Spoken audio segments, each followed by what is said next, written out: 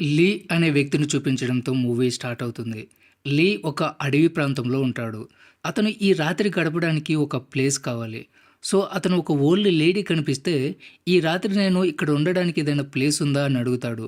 ఆ old lady, "ఇక్కడికి దగ్గరలో ఒక క్యాబిన్ ఉంది. అందులో ఇద్దరు అమ్మాయిలుంటారు. వాళ్ళు చాలా హాట్‌గా ఉంటారని" చెప్తుంది.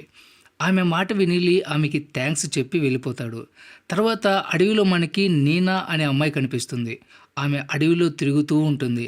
అయితే అదే సమయంలో ఆమెకి బాత్రూమ్ అర్జెంట్‌గా రావడం వల్ల అక్కడే ఓపెన్ ప్లేస్‌లో పని కానిస్తుంది. అప్పుడే లీ కూడా అక్కడికి చేరుకుంటాడు. నీనాని అక్కడ చూసి దాక్కుంటాడు. అయితే లీ దాక్కుని ఆమెను గమనిస్తున్నాడని నీనాకి తెలిసిపోతుంది. ఎవరో చాటుగా తనని చూస్తున్నారని అర్థమవుతుంది. ఆమె పని పూర్తయిన తర్వాత అక్కడి నుంచి వెళ్ళిపోతుంది. లీ ఆమె కోసం వెతుక్కుంటూ వెళ్తాడు. ఎంతసేపు వెతికినా కూడా అతనికి ఆమె కనిపించదు. నీనా చాలా ఫాస్ట్‌గా వెళ్ళిపోతూ ఉంటుంది. లీ ఆమె కనిపిస్తే తనతో అడవిలో బాగా ఎంజాయ్ చేయాలనుకుంటాడు. లీ ఆ అమ్మాయి కోసం వెతుకుతూ ఆ క్యాబిన్ దగ్గరికి చేరుకుంటాడు. ఈలోగా నీనా కూడా లీ దగ్గరికి వచ్చేస్తుంది. సడన్‌గా ఆ అమ్మాయిని తన పక్కనే చూసి దడుచుకుంటాడు. అయితే త్వరగానే మామూలు స్థితికి చేరుకుని పైకి లేచి నిలబడతాడు. తర్వాత నీనా అతన్ని క్యాబిన్‌లోకి తీసుకెళ్తుంది. క్యాబిన్‌లో నీనా అక్క రియా ఉంటుంది. ఆమె కూడా లీని చూసి చాలా సంతోషంగా ఫీల్ అవుతుంది. ఆమె వెంటనే బయటకు వచ్చి అతనికి స్వాగతం చెప్తుంది. ఆమె అందం చూసి లీ కళ్ళు తిప్పుకోలేకపోతాడు. లీ వాళ్ళిద్దరితో, "నేను వీకెండ్ గడపడానికి అడవిలోకి వచ్చాను. ఈ రాత్రి గడపడానికి నాకు ప్లేస్ కావాలని" చెప్తాడు. అతని మాటలు విని ఇద్దరు సిస్టర్స్ చాలా సంతోషంగా ఫీల్ అయ్యి వెంటనే అతన్ని లోపలికి తీసుకెళ్తారు. కొంచెం సేపు తర్వాత చీకటి పడి రాత్రి అయిపోతుంది. లీ ఆ ఇద్దరు అక్కా చెల్లెలతో కలిసి భోజనం చేయడానికి కూర్చుంటాడు. అయితే అతను కొంచెం మొహమాటం వల్ల తినకుండా సైలెంట్‌గా కూర్చొనుంటాడు. నీనా కొంచెం మెంటల్ టైపు. ఆమె కత్తితో బెదిరించి అతన్ని తినేలా చేస్తుంది.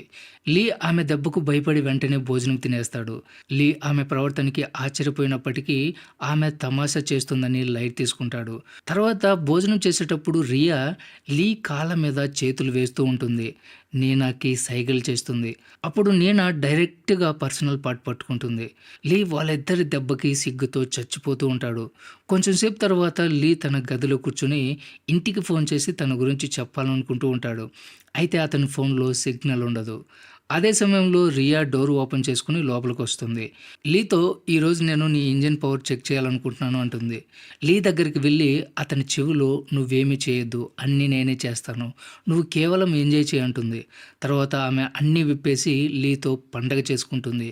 రియా తన దాహం తీర్చుకున్న తర్వాత అక్కడి నుంచి వెళ్ళిపోతుంది. ఇప్పుడు గదిలో లీ మాత్రమే ఉన్నాడు. అతను సిగరెట్ తాగిన తర్వాత నిద్రపోతాడు. అయితే కొంచెం సేపు తర్వాత అతని దుప్పట్లో గందరగోళం మొదలవుతుంది. అతని దుప్పట్లోకి దూరింది నీనా. ఆమె కూడా లీని నిద్రలేపి తన దాహం తీర్చుకుంటుంది. అయితే లీ అప్పటికి అలసిపోవడం వల్ల ఆమె దాహం పూర్తిగా తీర్చలేకపోతాడు. అందువల్ల నీనా కోపంతో లీని చంపేస్తుంది. ఎందుకంటే నీనా తన దాహం తీర్చుకోవడం కోసం ఏమైనా చేస్తుంది. ఆమెకి తన దాహం తీర్చలేని అబ్బాయిలంటే అస్సలు ఇష్టం ఉండదు. అందుకే ఆమె వాళ్ళని చంపేస్తుంది. తర్వాత ఇద్దరు అక్కా చెల్లెల మధ్య ఈ విషయంలో గొడవ జరుగుతుంది. రియా నీనా మీద చాలా ఫైర్ అవుతుంది. ఎందుకంటే ఆమె లీని చంపేసింది కాబట్టి. పైగా నీనా ఇప్పటికే చాలా సార్లు ఎంతోమంది అబ్బాయిల్ని చంపేసింది. ఆమె ప్రవర్తన వల్ల రియా బాగా విసిగిపోయి ఉంటుంది. ఇదిలా ఉంటే ఇంకోవైపు అడవిలోకి మరో అబ్బాయి వస్తాడు. అతని పేరు గ్రేస్. అతను కూడా ఈ రాత్రి గడపడానికి ఏదైనా ప్లేస్ ఉందా అని ఆ ఓల్డ్ లేడీని అడుగుతాడు. ఆమె అతనికి కూడా ఆ క్యాబిన్ గురించి చెప్పి పంపిస్తుంది. గ్రేస్ ఆమెకి థాంక్స్ చెప్పి ఆ క్యాబిన్ వైపు వెళ్తాడు. ఆ ఓల్డ్ లేడీకి ఆ ఇద్దరు అమ్మాయిల నిజ స్వరూపం బాగా తెలుసు. అంతేకాదు, గ్రేస్ మళ్ళీ కనిపించడు అని కూడా ఆమెకు తెలుసు. ఇంకోవైపు నీనా తన సిస్టర్‌తో గొడవ పడడం వల్ల అడవిలోకి వచ్చేసి ఉంటుంది. ఇప్పటికీ కూడా ఆమె కోపం తగ్గలేదు. అందువల్ల ఆమె స్నానం చేసి కూల్ అవ్వాలి అనుకుంటూ ఉంటుంది. గ్రేస్ కూడా క్యాబిన్ కోసం వెతుకుతూ అడవిలో తప్పిపోతాడు. అతనికి నీనా కనిపిస్తుంది. నీనా స్నానం చేస్తూ ఉంటే గ్రేస్ చాటుగా నిలబడి చూస్తూ ఉంటాడు. నీనాకి గ్రేస్ చాటుగా చూస్తున్నాడని తెలిసిపోతుంది. అందువల్ల ఆమె వెనక్కి తిరిగి గ్రేస్‌ని దగ్గరికి రమ్మని పిలుస్తుంది. గ్రేస్ ఆమె మాట విని ఆమె దగ్గరికి వెళ్తాడు. ఆమె అందాలు చూసి అతనికి మతిపోతుంది. ఇద్దరూ అడవిలోనే పండగ చేసుకుంటారు.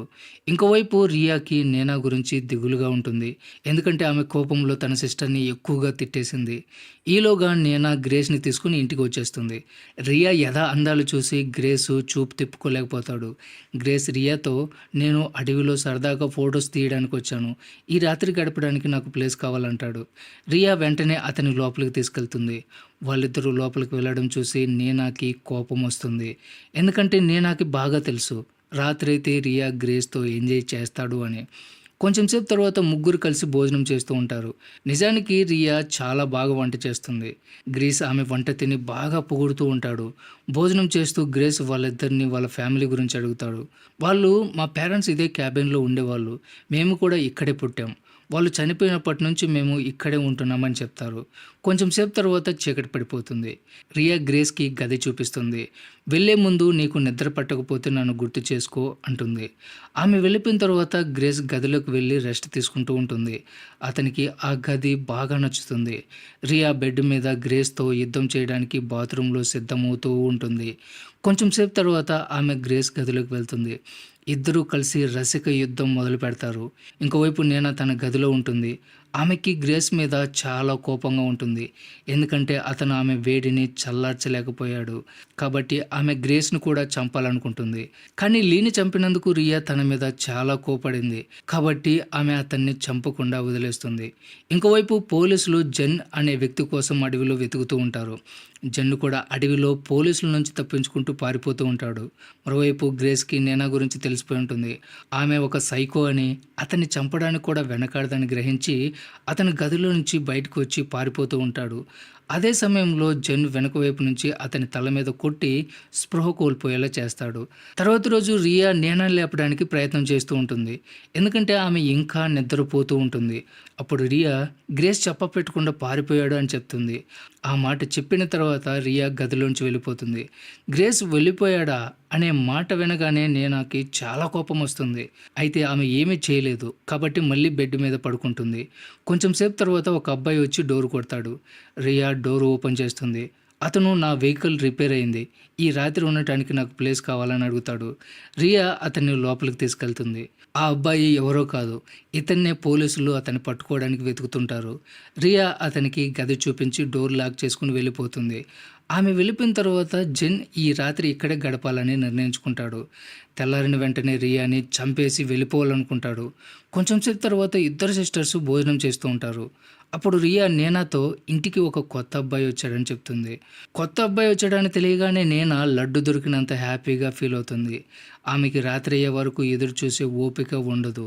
ఎందుకంటే గ్రేస్ ఆమె వేడి చల్లార్చలేదు కాబట్టి. అయితే రియా ఆ కొత్తగా వచ్చిన అబ్బాయికి దూరంగా ఉండమని చెప్తుంది. ఎందుకంటే రియాకి తను తేడాగా కనిపించాడు. కానీ నేనాకి దాహం ఎక్కువ కదా. కాబట్టి రియా మాట ఎందుకు వింటుంది. కొంచెం సేపు తర్వాత ఆమె ఆ అబ్బాయి గదిలోకి వెళ్తుంది. అతనితో రొమాన్స్ మొదలు పెడుతుంది. అయితే జెన్ ఆమె వేడి ముందు డౌన్ అయిపోతాడు. అది చూసి నేనా కోపంతో అతన్ని కూడా చంపేస్తుంది. ఈలోగా పోలీసులు వచ్చి డోర్ కొడతారు. రియా వెళ్ళి డోర్ ఓపెన్ చేస్తుంది.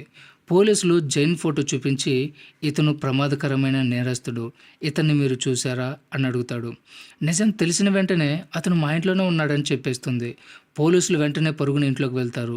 అక్కడికి వెళ్ళేసరికి అతని శవం చూసి నేనా అతన్ని చంపేసిందని వాళ్ళకి అర్థమైపోతుంది. అయితే నేనా పోలీసులతో జెన్ తనపై అత్యాచారం చేశాడని, తన నుంచి తన శీలాన్ని కాపాడుకోవడానికి అతన్ని చంపేశానని చెప్పి తప్పించుకుంటుంది.